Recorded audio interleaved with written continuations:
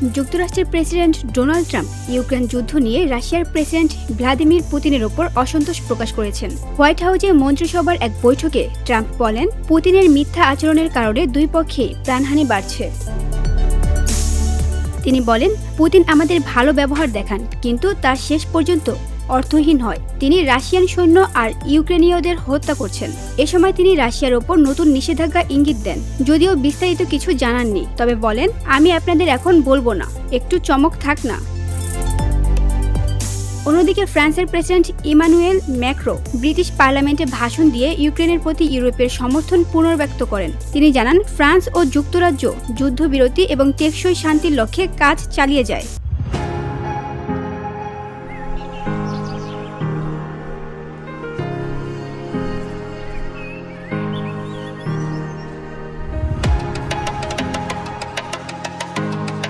এদিকে ট্রাম্প জানিয়েছেন, যুক্তরাষ্ট্র ইউক্রেনে নতুন করে অস্ত্র পাঠানোর পরিকল্পনা করছে, তবে সেগুলো প্রতিরক্ষামূলক হবে বলে ধারণা করা হচ্ছে। পেন্টাগন যদিও অস্ত্র মজুদের ঘাটতি নিয়ে উদ্বেগ প্রকাশ করেছে।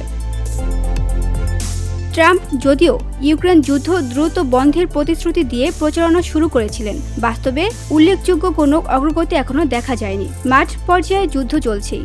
রাশিয়া দাবি করছে তারা দিনিপ্রপেট্রোভস্ক অঞ্চলের একটি গ্রাম নিয়ন্ত্রণ নিয়েছে। অন্যদিকে বৃহত্তর যুদ্ধবিরতি নিয়ে আলোচনা এখনো অচলাবস্থায়। ক্রেমলিন জানিয়েছে, আলোচনা শুরুর পরবর্তী তারিখ নির্ধারণে তারা এখনো কিয়েভের উত্তরের অপেক্ষায় রয়েছে। VOD Bangla news desk.